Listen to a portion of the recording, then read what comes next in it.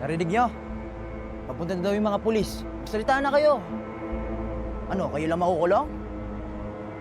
Ano? Alam nyo kasi kung ako yan, hindi ako papayag eh.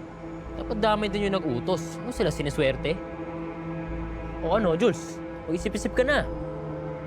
Ano, hayaan nyo lang na kayo lang magdudusa? Ano? Hey, I want this to be done quietly, okay?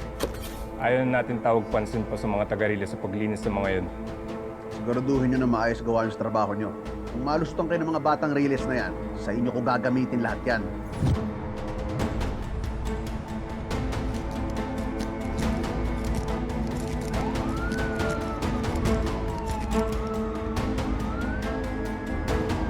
Oh, dito na pala yung mga pulis eh. Magsalita na kayo habang may oras pa. Kuya, Jules, Ano na?